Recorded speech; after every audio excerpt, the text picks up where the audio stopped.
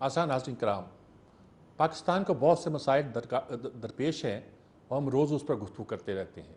कोई ना कोई उसका नया एंगल निकलता आता है। अब पंजाब में इलेक्शन हो रहे हैं, उसका गहमा गहमी है, ज़ोर शोर है।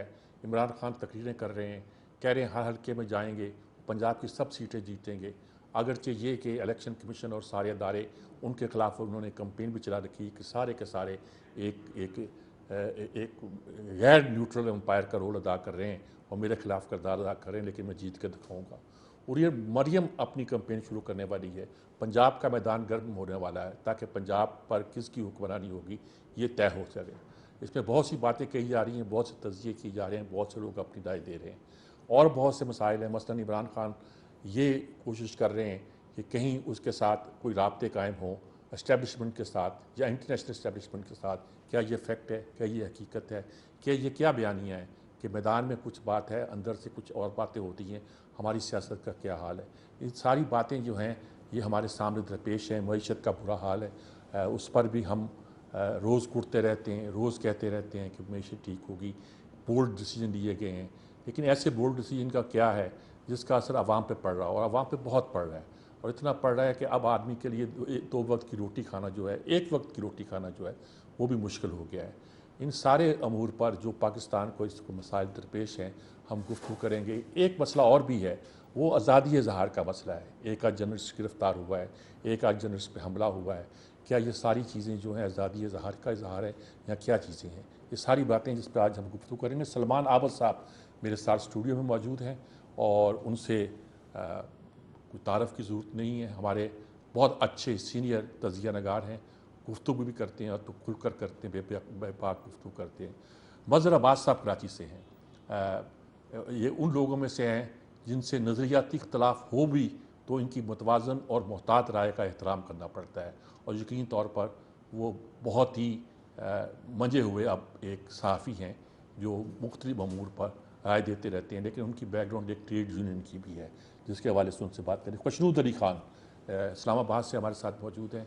खुशनूद अली ख़ान अपने अंदाज के ख़ुद एक अदारा हैं और एक ख़ास अंदाज से गुफ्तगू करने का मलका जानते हैं। पहले सलमान अहमद साहब, मैं कोशिश करूँगा कि मज़हर अब्बास साहब से वो आज़ादी इज़हार के मसले पर गुफ्तगू की जाए। अस्सलाम वालेकुम मज़हर अब्बास साहब। जी वालेकुम अस्सलाम।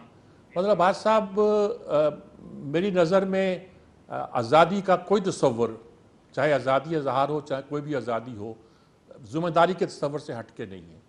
मैं आज़ाद हूँ तो इसलिए कि मैं ज़िम्मेदार हूँ, और अगर मैं ज़िम्मेदार हूँ तो आज़ाद हूँ, वरना मेरी आज़ादी कोई मायने नहीं लगती। आजकल ये बहस शुरू हुई है सोशल मीडिया पर, एक आध आदमी गिरफ्तार भी हुआ है, कुछ लोगों को मेल हैंडलिंग भी की गई है। क्या सूरत हाल है पाकिस्तान में और कैसे देखते हैं आप इस नक्शे को? शुक्रिया मीर साहब। देखिए, पिछले चंद सालों में, बल्कि मेरा ख्याल है कि चंद सालों में शायद ही कोई ऐसा अदवार रहा हो कि जहां सहाफ़त करना मुश्किल नहीं हुई हो। बिल्कुल आपने दुरुस्त कहा कि कोई भी सहाफ़त जो है वो बग़ैर ज़िम्मेदारी के नहीं हो सकती। लेकिन ज़िम्मेदारी का तयन कौन करेगा और किस तरह करेगा ज़िम्मेदारी का तयन, ये बहुत अहम सवाल है। मैं ज़ाती तौर पे बहुत से सहाफ़ियों की राय से इख्तलाफ कर सकता हूँ। मैं ये भी समझ सकता हूँ कि बहुत से सहाफ़ी जो है इंतहाई गैर ज़िम्मेदारी का मुज़ाहरा करते हैं। लेकिन हमने आज तक कोई ऐसा फ़ोरम नहीं दिया कि जिस फ़ोरम पे हम ये फ़ैसला करें कि ये जो ज़िम्मेदारी का मुज़ाहरा किया गया है या गैर ज़िम्मेदारी का मुज़ाहरा किया गया है। एक तो हमारे यहाँ बदकिस्मती से जो प्रोफ़ेशनल एडिटर्स हैं उनका इंस्टीट्यूशन ख़त्म हो गया है। ठीक बात है, ठीक बात है। फिर प्रिंट मीडिया से मामलात इलेक्ट्रॉनिक मीडिया तक गए, तो इलेक्ट्रॉनिक मीडिया का अपना पूरा जो मॉडल है उसमें बहुत से नुक्स हैं, और उसमें सबसे बड़ा वो ये है कि इवन उधर भी डायरेक्टर न्यूज़ के पास बहुत ज़्यादा पावर नहीं होती जिस तरह एडिटर्स के पास अब नहीं होती। तो जो मालकान का मसला है वो ये कि मालकान का अपना, ठीक है, कमर्शियल इंटरेस्ट अपनी जगह है, लेकिन जब वो प्रोफेशनलिज्म को नज़रअंदाज करेंगे तो उसके नुकसानात बहुत ज़्यादा होते हैं, और जो हमें नज़र आ रहे हैं इलेक्ट्रॉनिक मीडिया में। और यही एक खराबी की जड़ है। जहाँ तक सोशल मीडिया का ताल्लुक है, देखिए सोशल मीडिया मेरे नुक्ता नज़र से एक अनएडिटेड फोरम है, जहाँ एक सहाफ़ी से लेके एक आम आदमी तक, जिसको स्मार्टफोन तक रसाई हासिल हो, वो कुछ भी कह सकता है और कुछ भी कहने की हमें यही लगता है कि उसे कहीं रुकावट नहीं मिलती। जो हमारे यहाँ सहाफ़त बदली है, सहाफ़त के अंदाज़ बदले हैं, नित नए अंदाज़ आ गए हैं सहाफ़त के। और पहले तो जिस ज़माने में हम और आप शायद जर्नलिज़्म करते थे, उस ज़माने में ख़बर बोलती थी, जिस तरह जजेस अपने फ़ैसलों से बोलते हैं। आज हो ये रहा है कि ख़बर नहीं बोल रही, सहाफ़ी बोल रहा है, फ़ैसले नहीं बोल रहे हैं, जजेस बोल रहे हैं। ठीक है, ठीक है। ये जो फ़र्क आया है, इसमें फिर वो हमें उसमें फिर दो राय पाई जाती हैं कि क्या ये सब कुछ जो हो रहा है, इससे सहाफ़त आगे बढ़ रही है या सहाफ़त अपनी सिमत खो रही है। अब एक तो ये अंदाज हमने सहाफ़त के देखे हैं, दूसरा रियासत का अंदाज नहीं बदला।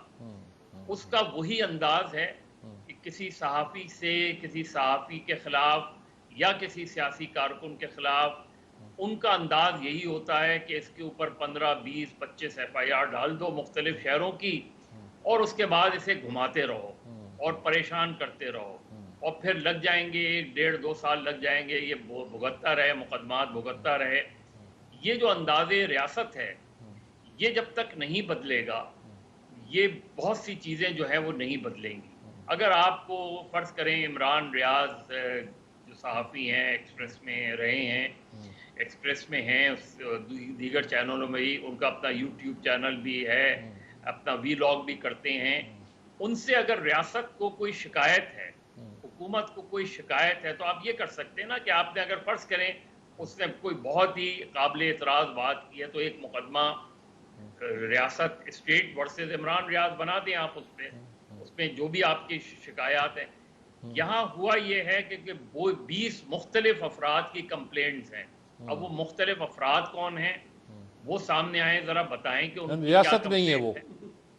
तो ये जो तरीक़ेकार है, ये बिल्कुल टिपिकल रियासत का हम क़याम पाकिस्तान के बाद से देख रहे हैं कि इसी अंदाज में कभी आप किसी को गद्दार डिक्लेयर कर देते हैं, किसी पर कोई फतवे लगा देते हैं और उस तरह उसको दबाव में लाने की कोशिश करते हैं। आज इमरान रियाज खान हैं, कल मतीउल्लाह जान थे, उससे पहले हामिद मीर थे। अयाज अमीर को कल पिटाई कर दी। रियासत को बदलना पड़ेगा अगर आपने, और मीडिया को अपने तई सेल्फ रेगुलेशन की तरफ APNS, CPNE, PBA, PFUJ इनको जाना पड़ेगा।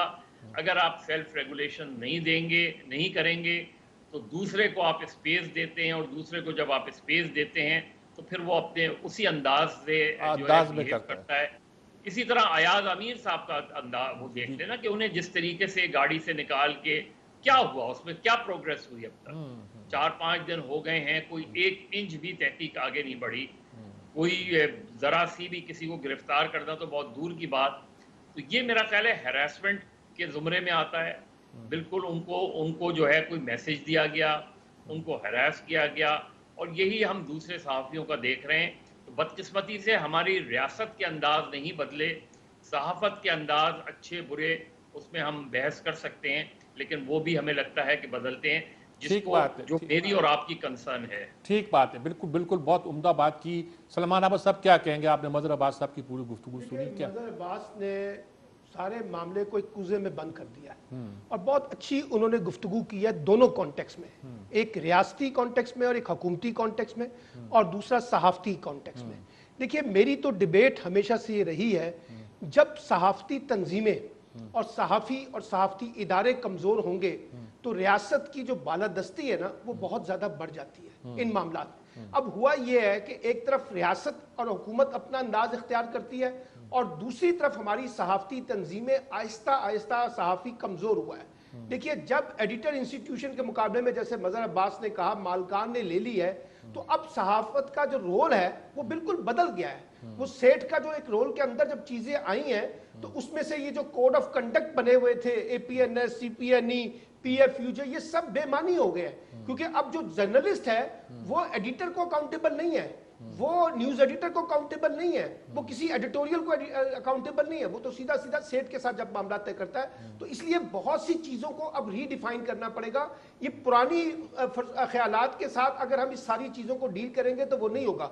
अब हमें देखना पड़ेगा कि जो नए डायनामिक्स मीडिया के बने हैं, जिसमें सोशल मीडिया भी आ गया है, तो आप कैसे इस पूरे मीडिया के कॉन्टेक्स्ट को इंटरनल कॉन्टेक्स्ट में रीडिफाइन करेंगे, रीस्ट्रक्चर करेंगे और रिविजिट करेंगे। क्योंकि ये चीजें होंगी तो आप एक नई चीज लाकर जो है ना हुकूमत के सामने या स्टेट के सामने एक पैरेलल मॉडल रखेंगे कि देखिए जनाब ये हमारी जिम्मेदारी है, हम ये रोल प्ले करेंगे, आपको ये रोल प्ले करना है। लेकिन अगर मालकान का और एस्टैब्लिशमेंट का या हुकूमत के आपस में नेक्सस बन जाते हैं तो उस कॉन्टेक्स्ट में भी सबसे ज्यादा जो एक्सप्लॉइट जो होता है वो जर्नलिस्ट ही होता है ना।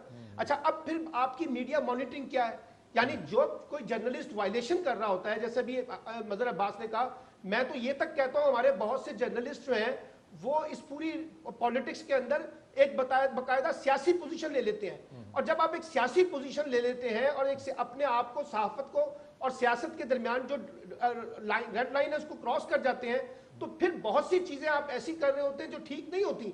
लेकिन कितने हमारे मीडिया इंस्टीट्यूशन है जो उसको मॉनिटर करते हैं, उनको अकाउंटेबल करते हैं इंटरनल कॉन्टेक्स्ट में। जब आप इंटरनल कॉन्टेक्स्ट में नहीं कर रहे तो फिर एक्सटर्नल वाले जो है उनके अपने तौर तरीके हैं, वो एक और तरीके से चीजों को डील करने के आदी हैं। तो ये मैं समझता हूं कि आज पाकिस्तान में आजादी इजहार के नाम पर जो कुछ हो रहा है वो खुद एक बड़ा क्रिटिकल चैलेंज है। लेकिन इसकी जिम्मेदारी जहां स्टेट और गवर्नमेंट इंस्टीट्यूशन पे है वहीं हमारे मीडिया इंस्टीट्यूशन पे भी है। तो अगर हम सर जोड़ के बैठ जाएं तो फिर जाके हम कोई चीज एक मुतबादिल कॉन्टेक्स्ट तो लेके आए ना। ये जो कोड ऑफ कंडक्ट हमने बनाए हुए थे इसकी तो रोजाना की बुनियाद पे वायलेशन हो रही है ना। हम किसको अकाउंटेबल कर रहे हैं, कौन इसको अकाउंटेबल कर रहा है, पैमरा कितना अकाउंटेबल करता है, हम खुद इंटरनल कितना अकाउंटेबल करते हैं। और मैं तो आपको बताऊं, मजहर अब्बास इससे इत्तेफाक करेंगे, हमारे बेशतर जो जर्नलिस्ट हैं उन्होंने कभी वो कोड ऑफ कंडक्ट पढ़े ही नहीं है। उनकी कोई उस तरह की कैपेसिटी ट्रेनिंग ही नहीं होती जिस तरह से एक जमाने में जर्नलिस्टों को बकायदा ट्रेन किया जाता था। आज वो भी नहीं है।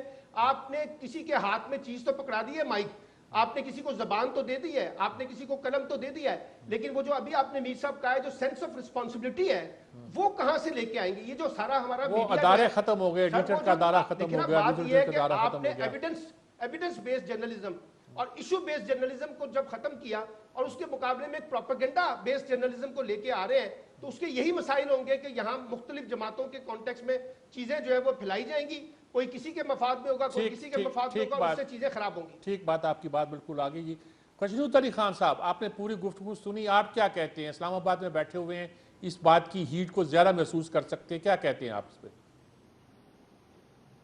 सज्जाद मीर साहब, मेरे दोनों साथियों ने गुफ्तगू की जी और बातें सारी की हैं सारे मौजूदात पे। एक बात मुझे समझा दें सज्जाद मीर साहब, सहाफत की हदूदो कयूद क्या है? आप ये कहेंगे कि अजीब फिक्रा कह रहा कि सहाफत की भी हदूदो कयूद हैं, वो हैं। ये सब कह रहे हैं कि आज़ादी का तस्वर जिम्मेदारी के तस्वर के बगैर मुमकिन नहीं है, ये सब कह रहे हैं। सज्जाद साहब, जिन लोगों के अब तक केसेस हुए हैं या नाम हुए हैं या जिनको हरास किया गया है, उनमें ज़रा मैं समझता हूँ कि अय्याज अमीर साहब से तो बहुत ज़्यादा ओवर डूइंग हो गई है। उन्होंने जो गुफ्तगू की थी उस तकरीब में वो हकीकत थी, वो कोई इमरान खान के हक में नहीं थी। लेकिन मेरा सवाल और है कि सज्जाद मीर साहब, हम सहाफ़ी कहाँ ख़त्म हो जाता है हमारे अंदर का और कहाँ से हमारा सियासतदान शुरू हो जाता है? वो जो सियासतदान हमारे अंदर पैदा होके और फौरन बाज़ औक़ात बढ़ के मारना भी शुरू कर देता है। सज्जाद मीर साहब, मुझे बताइए कि कोई इंस्टीट्यूशन है जो उसे सिर्फ इतनी बात कन्वे करे कि हुजूर आज आप अपने एम्बिट से बाहर निकल गए थे। कोई पहले एडिटर्स जो थे उनका एक इदारा था, रोल था, मजहर अब्बास साहब ने जो कहा खास तौर पे, बिल्कुल ठीक कह रहे हैं आप। पला बड़ा और उसी से निकला।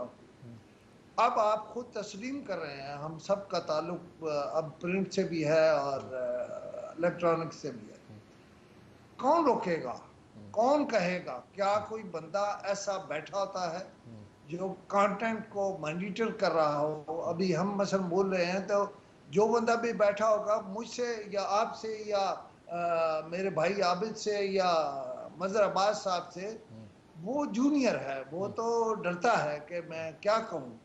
अच्छा, वो कैपेबल नहीं है, उसकी कैपेसिटी नहीं है कि वो ये बात कह सके। दूसरा देखिए, अब इसमें एक और मामला भी, कुछ लोग शायद मुल्क छोड़ना चाहते हैं और मुल्क इस वजह से नहीं छोड़ना चाहते कि उनका यहाँ गुजारा नहीं हो रहा, वो जरा ज्यादा बड़ी बात सोचते हैं। अच्छा, वो असाइलम की बात करने लगते हैं, बड़ी तल्ख बातें हैं। वो असाइलम लेना चाहते हैं, वो यहाँ खप शप डालते हैं और पता लगता है कि असाइलम मिल गया। सर, उसने तो असाइलम ले लिया, वो मेरी तबाही फेर गया कि मुझे भी लोग उसके साथ आइडेंटिफाई करते हैं। अच्छा, ये तो कोई छुपी हुई बात ही नहीं है कि वो जी 24 FIR हैं और बिल्कुल सेम, ये कोई हमारे मुल्क में नई बात नहीं है। एक बात हमें तस्लीम कर लेना चाहिए कि हमारा मुल्क खास हालात में, खास महल वकूफ में, खास बैकग्राउंड में, खास पेश मंजर में हम लोग काम कर रहे होते हैं, तो हमें उसका इदराक ही नहीं रहता। जब हम सामने कैमरा दिखते हैं तो हम बोलना शुरू कर देते हैं। लिहाजा जो मतलब आज तो हमारी एक छोटी सी नशिस्त है, कई घंटों की तो नहीं है। देखिए, कोई एक इदारा तो बना दें। इस वक्त कैमरा बगैर चेयरमैन के है। जिस हिस्से का इशू है वो प्रिंट का नहीं है, इलेक्ट्रॉनिक का है। जब वो उसके बगैर होगा चेयरमैन के, और वहां जो बैठा होगा वो कोई बोना होगा, वो तजर्बे का बगैर वाला बंदा होगा। अब कौन हम जो बोल रहे हैं उसको मॉनिटर करेगा और उसकी तस्दीक करेगा, या उसको रोकेगा, या हमें मैसेज देगा, या हमें चिट भेजेगा। लिहाजा कई तल्ख की मैं आपको बताऊं, इस पर नजीर राजी साहब के बेटे ने चेयरमैन पेम्ब्रा के बारे में एक स्टोरी की है। मैं उस तरफ जाता ही नहीं हूँ, वरना बड़ा फसाद खड़ा होगा, लेकिन किसी हद तक उसने ये बात ठीक की है। और आप क्यों नहीं, मतलब वो चला गया, ऑल राइट, जो चेयरमैन पेम्ब्रा था वो चला गया है। पहली बात तो ये है कि वो कोई आखिरी आदमी नहीं था, ना पहला आदमी था। इस मुल्क में बड़े लोग हैं जिनका बेपनाह तजर्बा है, जो अपनी तबीयत में थोड़ा नरमी भी रखते हैं, इत्तेदाल रखते और हैं, इत्तेदाल रखते हैं। देखिए, ये कोई ऐसा इशू नहीं है। मैं आपको कहूँ, मुझे शौक पैदा हो जाए कि मैंने मुक्के दिखाने हैं, मैंने सियासत करनी है, ऑलराइट।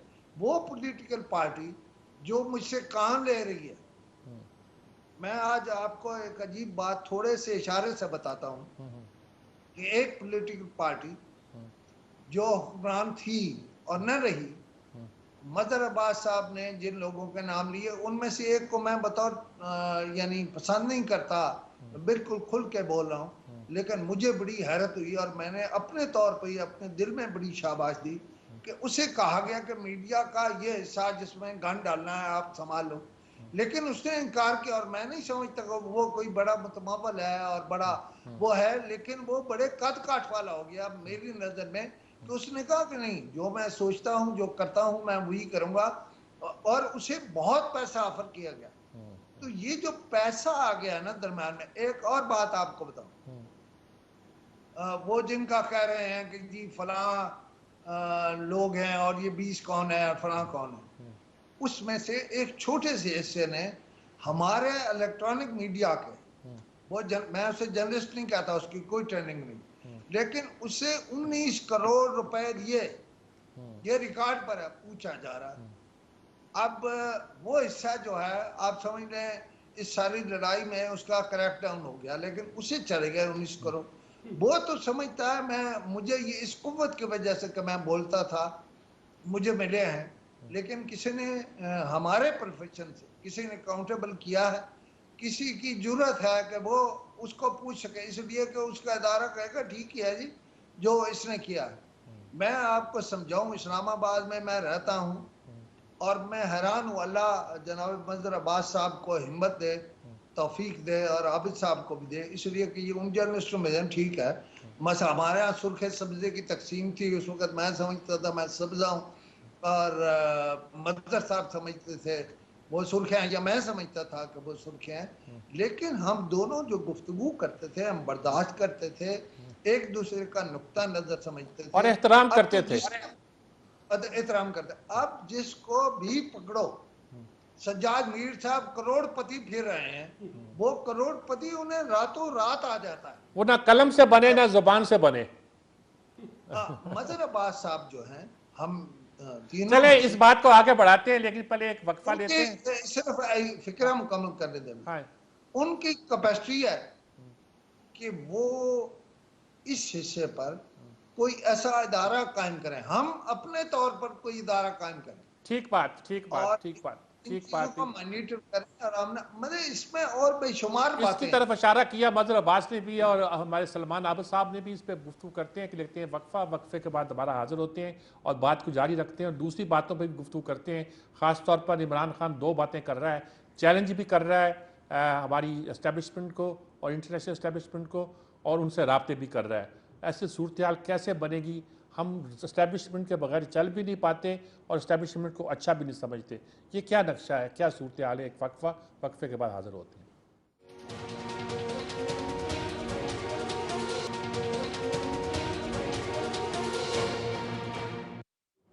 जी, हमने गुफ्तगू कर रहे थे। मैं मजहर अब्बास साहब से सबसे पहले पूछना चाहता हूँ कि ये जो हम देखते हैं कि कोई एस्टेब्लिशमेंट से बना के भी रखना चाहता है और उसके खिलाफ बोलकर अपना कद काठ भी बढ़ाना चाहता है, ये इंटरनेशनल एस्टेब्लिशमेंट भी और लोकल एस्टेब्लिशमेंट भी, कुछ भी कह लीजिएगा, एक पार्टी की बात नहीं कर रहा मैं, एक पार्टी की बात नहीं कर रहा। ये ना समझिए कि मैं इमरान खान के खिलाफ बोल रहा हूँ, दूसरी पार्टियों का भी यही हाल है, सभी का ये हाल है। एस्टेब्लिशमेंट से बना के रखना चाहती है और एस्टेब्लिशमेंट के खिलाफ एक आवाज़ बुलंद करके अपना कद भी बड़ा करना चाहती है। मजहर अब्बास साहब, ये क्या सियासत है हमारी? देखिए, इसके जो सबसे अहम पहलू है वो ये कि एस्टेब्लिशमेंट खुद क्या चाहती है। क्या एस्टेब्लिशमेंट ने इतने सालों में 2018 के इलेक्शन तक तो हमें उनका किरदार नजर आता है, हमें उसके बाद भी नजर आता है जब सेनेट के चेयरमैन के खिलाफ अदम एतमाद की तहरीक आती है, 64 लोग उसके खिलाफ खड़े होते हैं और उसके बाद जब वोट पड़ता है तो उनमें से 12 लोग जो है गायब हो जाते हैं। ये उसके बाद भी हमें नजर आता है। इस तरह वोट ऑफ नो कॉन्फिडेंस के दौरान भी जो है बहुत से लोगों से बात की, उन्हें टेलीफोन आया तो वो इधर से उधर हो गए। तो ये जो सिलसिला है, तो सबसे पहले तो इस्टेब्लिशमेंट ने खुद फैसला करना है कि उसने कहाँ खड़ा होना है। दूसरी अहम जिम्मेदारी सियासी जमातों की है कि आप कब तक बेसाखियों के सहारे चलते रहेंगे।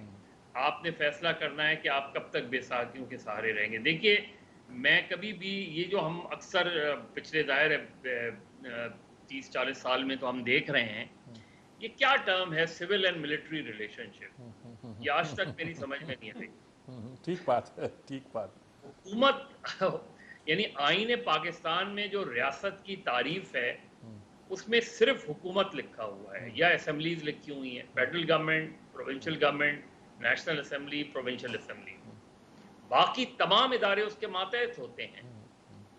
तो अब हुकूमत का आपको बहुत वाज़ेह तौर पे लिखा हुआ है। अब आप अगर अच्छी हुकूमत ना करें, ख़राब कारकर्दगी हो, तो उसके फोरम्स अवेलेबल हैं और सबसे बड़ी अकाउंटेबिलिटी तो लोग खुद होते हैं। और लोगों को अभी हमने बरतानिया में देखा कि आप देखें कि 50 एक ही पार्टी के 50 जो कैबिनेट के वज़रा थे और लीडर्स थे, उन्होंने इस्तीफा दे दिया तो प्राइम मिनिस्टर को जाना पड़ा और अपनी पार्टी की लीडरशिप से भी उसको हाथ धोना पड़ा। तो जब तक सियासी जमातें अपने अंदर जमहूरियत नहीं लाएंगी, अपने अंदर की सोच नहीं बदलेंगी, ये चीज़ें नहीं बदलने जा रही। लेकिन इसके ये माने नहीं होते कि जिनको हक ही नहीं है इंटरफेरेंस का वो इंटरफेयर करें, ठीक है, वो इंजीनियरिंग करें, वो जमातें बनाएं और जमातें तोड़ें, वो हुकूमतें बनाएं और हुकूमतें तोड़ें। ये इख्तियार आईन पाकिस्तान ने उनको नहीं दिया, ये उनका इख्तियार है ही नहीं। हमें बदकिस्मती से हमारे जो रियासत के चारों सुतून हैं, चले चौथा सुतून तो आप उसको मिरर के तौर पे देख सकते हैं जिस पे हमने अभी बात कर ली, लेकिन बाकी जो तीनों सुतून हैं, क्या वो अपने हुदूद और क़यूद में रह के काम करते हैं या एक दूसरे के मामलात में इंटरफेयर करते हैं? और उसमें हमें सबसे ज़्यादा इंटरफेरेंस या तो कहीं जुडिशरी की नज़र आती है या एस्टेब्लिशमेंट की। जुडिशरी ने पाकिस्तान में कभी भी आमरीत के खिलाफ फैसले नहीं दिए, हमेशा आमरीत के हक़ में ही फैसले दिए हैं, नज़रिए ज़रूरत के तहत ही फैसले दिए। तो जब तक इदारे हमारे माफ़ कीजिएगा, रियासत के सुतून मजबूत नहीं होंगे, जो कि मुझे लगता है कि उनमें दरार पड़ती जा रही है, उस वक्त तक रियासत मजबूत नहीं होगी। और ये मेरा ख्याल है हम सब के सोचने का है, सोचने की कि बात है, रियासत कमज़ोर हो रही है। ठीक बात है, ये रियासत कमज़ोर हो रही है। और हम कभी इस्टेब्लिशमेंट की तरफ जाते हैं, इंटरनेशनल इस्टेब्लिशमेंट का जिक्र बदर अब्बास साहब ने ज़्यादा नहीं किया, अच्छा किया। और लोकल इस्टेब्लिशमेंट की हम बना के भी रखना चाहते हैं और हीरो भी बनते हैं उनके खिलाफ बात करते हुए। क्या क्या कर रहे हैं? देखिए ना, बात ये एक पार्टी की बात नहीं, ये साहब, आपने बिल्कुल ठीक बात की। पाकिस्तान का एक ओवरऑल पॉलिटिकल कॉन्टेक्स्ट जो है उसका ये क्राइसिस है। अच्छा, बात ये है कि इस्टेब्लिशमेंट अपना एक एजेंडा रखती है जिसकी निशानदेही मज़हर अब्बास ने की है, वो किस हद तक सियासत को स्पेस देना चाहती है, ये एक अलग सवाल है। लेकिन असल बात यह है कि जो इस वक्त का सिचुएशन पाकिस्तान का बन गया है, यानी आप देखिए ना, हर हुकूमत आती है वो सबसे पहले कहती है कि सिविल मिलिट्री रिलेशनशिप बड़े शानदार है और बहुत अच्छे हमारे ताल्लुकात हैं जी, हम तो बड़े शानदार पेज पे, सेम पेज पे काम कर रहे हैं। फिर एक वक्त आता है कि वो सेम पेज जो है वो सेम पेज नहीं रहता और फिर ताल्लुकात खराब होना शुरू हो जाते हैं। अच्छा, वो जो ताल्लुकात खराब होते हैं उसकी भी बुनियादी वजह जो है वो कोई इंटरनेशनल कॉन्टेक्स्ट से ज्यादा डोमेस्टिक कॉन्टेक्स्ट के इश्यूज होते हैं, जिसमें उनको लगता है कि हमारी जो डोमिनेशन है उसको चैलेंज किया जा रहा है, सिविलियन हुकूमत उसको चैलेंज कर रही है। उनका गिला यह है कि सिविलियन हुकूमत को हम लेके आते हैं, फिर ये आके हमें आके चैलेंज करना शुरू कर देते हैं। इनको ये लगता है कि हम हुकूमत करने लगे हैं, हमारी बात सुनी नहीं जाती और हम पे फिर वो एजेंडा जो है मुसल्लत किया जाता है। अब ये टकराव की जो कैफियत है, इससे निकलने का फिर मैं वो कहता हूं मेरी साहब, रास्ता वही है कि आपको दोबारा असर नो चीजों को रिविजिट करना पड़ेगा। देखिए, बात यह है, अब ये सिविल मिलिट्री रिलेशनशिप की बात है, इससे हमें पता चल गया कितनी भी मजबूत हो जाए वो मजबूत बस एक लम्हे के लिए होती है, उसके बाद टूटना हो तो वह टूट भी जाती है।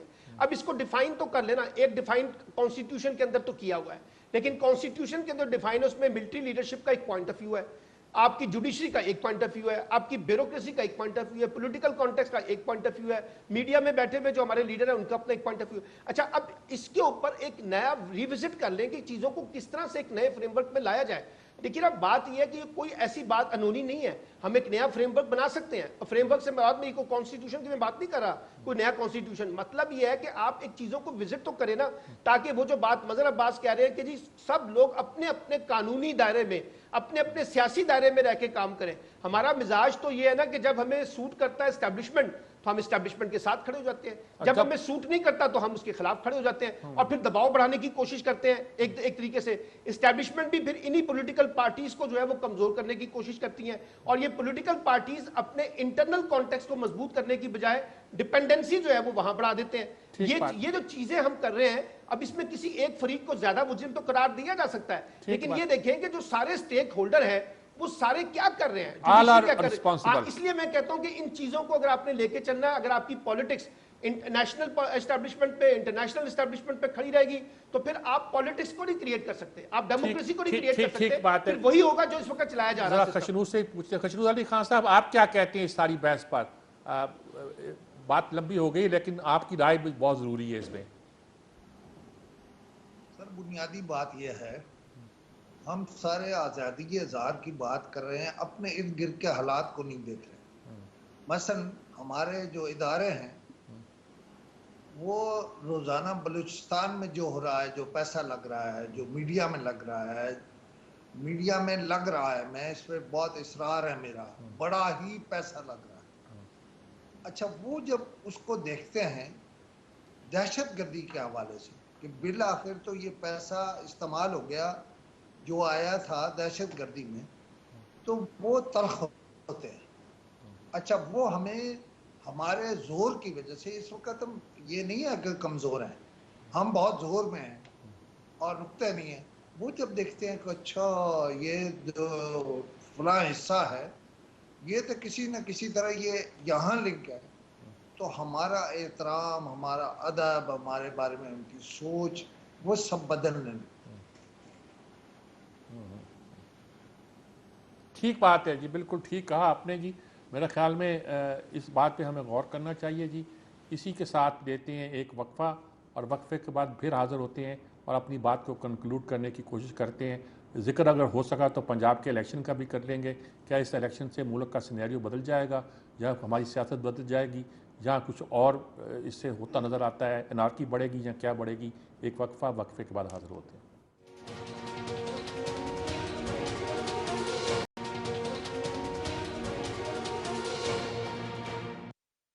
जी नाज़रीन कराम, खुशनूर साहब कुछ कह रहे थे कि सिग्नल ड्रॉप हो गया, मैं उनसे दोबारा बात करता हूँ। खुशनूर साहब, आप क्या कह रहे थे, क्या फरमा रहे थे? सर मैं ये कह रहा था, देखिए जो बात हम नहीं समझते और हम अखबार नवीस कहते भी नहीं है डर के मारे, कोई हमें समझेगा हम एस्टेब्लिशमेंट की बात कर रहे हैं, ऐसा नहीं है। मैंने एक कॉलम लिखा था जिसमें मैंने लिखा था कि आप आर्मी चीफ का टेन्योर 4 साल कर दें, पार्लियामेंट का टेन्योर भी 4 साल कर दें, और 4 साल के बाद जब आर्मी चीफ वहां से रिटायर हो तो उसको सदर पाकिस्तान बना दें। अच्छा। अब मुझे बहुत सारे लोग इख्तलाफ करेंगे, लेकिन इसी तरह से आप एस्टेब्लिशमेंट को दरअसल शरीके इक़्तिदार कर लेंगे। अच्छा, ये एक और बहस है कि उसे शरीके इक़्तिदार करना क्यों जरूरी है, लेकिन मैं आपकी बात समझ गया। मैं दोबारा आप पे आता हूं क्योंकि वक्त मेरे पास बहुत कम है। मैं चाहता हूं कि सारे लोग इस पे बात कर लें। आखिर में कंक्लूड आप ही ने करना है। मैं मदर अब्बास साहब से पूछता हूं। मदर अब्बास साहब, ये सारी सूरत हाल तो आपके सामने है, पाकिस्तान का नक्शा भी आपके सामने है। मुख्तसर तौर पर यह भी देख लीजिए, पंजाब में इलेक्शन हो रहे हैं और सारा खराबी जो है ये establishment, anti establishment, Maryam Nawaz आ रही है, इमरान खान तकरीर कर रहा है, स्ट्रीट पावर है, इलेक्शनरिंग का, इंजीनियरिंग का कोई एक मेथड भी है। आप क्या कहेंगे कि क्या हम किस तरफ जा रहे हैं पंजाब के इलेक्शन के हवाले से ख़ास तौर पर? लेकिन मुख्तसर तौर पर मुझे बताइएगा क्योंकि मुझे बहुत जल्दी कंक्लूड करना पड़ रहा है। देखिए बहुत मुख्तसर है। शुरू में हमने पहले सेगमेंट में सहाफ़त पे बात की, उसका तरीका सीधा सा है कि हमें खुद सेल्फ रेगुलेशन करनी पड़ेगी, चाहे उसमें आप एहतसाब मोहतसिब का इदारा बनाएं या ओम्बड्समैन। हमने देखा था एक्सप्रेस अखबार ने अपने यहाँ रखा था ओम्बड्समैन, ये इस पर भी सोचा था। सियासत में सीधी सी बात ये कि सियासी जमातों को न सिर्फ ये कि अपनी जिम्मेदारी का एहसास करना चाहिए, उन्हें ये देखना चाहिए कि वो पब्लिक रिप्रेजेंटेटिव हैं, और पब्लिक रिप्रेजेंटेटिव जो होते हैं वो लीड फ्रॉम द फ्रंट करते हैं, यानी आप अपने आप को आवाम के साथ करीब तर करते हैं। हमारे यहाँ जो लोग इलेक्ट हो जाते हैं वो पहला काम ये करते हैं कि आवाम को अपने आप से दूर कर लेते हैं। ठीक बात। जब तक आप ये नहीं करेंगे चीज़ें बेहतर नहीं होंगी। इम्पॉर्टेंट ये है कि कानून की हुक्मरानी, ये के लफ्ज़ बहुत आसान है कहना, करना मुश्किल है, हुक्मरानी कायम करना बहुत मुश्किल बात। बिल्कुल दुरुस्त बात। जी सलमान आबद साहब, मुझे तो ये लग रहा है कि मीर साहब, पंजाब के जो इलेक्शंस हो रहे हैं ना, इसके नताइज कुछ भी हों, अगर कोई ये समझ रहा है कि इन नताइज के आने के बाद मुल्क के अंदर जो महाजराई है या सियासी अदब इस्तेकाम कम हो जाएगा, मुझे नहीं लग रहा, बल्कि मैं एक बड़ी बढ़ती हुई महाजराई देख रहा हूँ। और इमरान खान साहब उस महाजराई के अंदर एक शिद्दत भी पैदा कर रहे हैं कि इंतखाबात के नताइज को पहले से चैलेंज कर रहे हैं कि हमें जानबूझ के हराने की कोशिश की जा रही है। और अगर इन ज़िमनी इलेक्शन के बाद भी जाके वही नारा बुलंद होता है कि इंतखाबात में धांधली हुई है, तो इलेक्शन कमीशन को भी मुतनाज़ा बनाया जाएगा, पूरे सियासी निज़ाम को ऊपर सवाल उठेंगे, और 2023 के इंतखाबात के ऊपर भी कबल इस वक्त जो है ना वो सवालिया निशान खड़े होने जाएंगे। तो मुल्क के सियासी हालात इस वक्त मुझे लगता है कि ज्यादा बहरान बढ़ता हुआ दिखाई देता है। जी खुशनूर अली खान साहब, आप क्या करेंगे, बैच को कैसे कंक्लूड करेंगे? मुझे अब इसको वाइंड अप करना है। जी सज्जाद मीर साहब, आप देखते रहिएगा 17 जुलाई के बाद हालात बहुत कशीदा होंगे। अच्छा, ये भी हो सकता है, मैं कोई ये नहीं कह रहा कि पर्ची के नताज कुछ और होंगे, शायद वो जो चूजों की तरह रिए फिरते हैं जिन अरकान असम्बली को, उनमें से 2-4 इस बार भी बिक जाएं। मुझे एग्जैक्ट बात मालूम है लेकिन मैं उसे नहीं कहता। तो अदम इस्तेकाम पैदा करने से मैं ये समझता हूँ कि ये अदम इस्तेकाम इसलिए पैदा हो रहा है कि बुनियादी तौर पर एक नुक्ते पर इकट्ठा करना है इक़्तिदार की कुव्वत को, और वो है कि मुल्क का निज़ाम हर सूरत बदला जाएगा। ऐसे हालात पैदा होंगे कि वो बदल जाएगा। और बाज़ लोग तो खुल के कह रहे हैं कि ये पार्लिमानी निज़ाम नहीं चलेगा, सदारती निज़ाम आएगा। और बहुत सी कहानियाँ हैं, मतलब चूँकि आपके पास वक्त कम है, और बहुत सारी कहानियाँ हैं। अब वो कौन करना चाहता है, मतलब उसमें इमरान खान अमेरिका वाली बात कर रहे हैं, आप मुझे बताइए, अमेरिका में तेल सस्ता हुआ और कई जगहों पर सस्ता हुआ, अब रोज ये काम नहीं कर रहे, IMF ने जो कह दी उसका नाम लेके बढ़ाए जा रहे हैं और रोज गालियां देते हैं कि इमरान खान ने ये कर दिया और वो कर दिया। अच्छा, उसने जो कर दिया था उसको छोड़ दें, अब आप अपनी बात करें। क्या पेट्रोल कम नहीं हो सकता? क्या बिजली कम नहीं हो सकती? आज भी मैं देख रहा, अभी बिल्कुल ठीक बात, ठीक बात। 43% से शुरू करके गैस 335% तक, 300 कितने % तक बढ़ जाएगी? 335% तक। ठीक बात है। मेरे ख्याल में हम बात को बहुत फैला भी चुके हैं, लेकिन इसको कंसंट्रेट भी कर रहे हैं और एक नुक्ते पे कर रहे हैं कि हमारी सबकी जिम्मेदारी है कि हम आज़ादी सहाफ़त हो या सियासत को सही ट्रैक पे ले जाना हो, या इस्टेब्लिशमेंट के साथ हमारे ताल्लुकात हों, या इंटरनेशनल इस्टेब्लिशमेंट का पाकिस्तान की सियासत में रोल हो, इन सब चीज़ों का तयन इसी बात पे होता है कि हम कितनी ज़िम्मेदारी के साथ किसी बात को लेकर चलते हैं और लेकर उसको आगे बढ़ाते हैं। सिर्फ बातें करने से मसला तय नहीं होता। बदर अब्बास ने ठीक कहा था कि कानून की हुक्मरानी कहना आसान है मगर उससे करना बहुत मुश्किल है, और ये आसान काम नहीं हुआ करता। कानून की हुक्मरानी जब तक कायम नहीं होती, मुल्क का निज़ाम सही नहीं हो सकता। जब तक हम सब अदारे, सब लोग अपने अपने आर्बिट में रहकर आइन की हदूद के अंदर काम नहीं करते, तब तक हम नहीं समझ सकते कि मामला ठीक हो सकते हैं। इस बात को समझने के लिए शायद अभी हमें कुछ वक्त दरकार हो। अल्लाह करे कि हम अनारकी से बचें, हम कैओस से बचें, तवाइफ मलूकी से बचें, और ये मुल्क जो है एक बेहतर समत पर आगे बढ़े, आगे चले। हम आज़ाद हों, ज़िम्मेदार हों, हमारी सहाफ़त भी आज़ाद हो, हमारी सियासत भी आज़ाद हो, हमारी इस्टेब्लिशमेंट भी ज़िम्मेदार हो। यही मैं कह सकता हूँ। इसी के साथ इजाज़त चाहता हूँ। अल्लाह हाफ़िज़।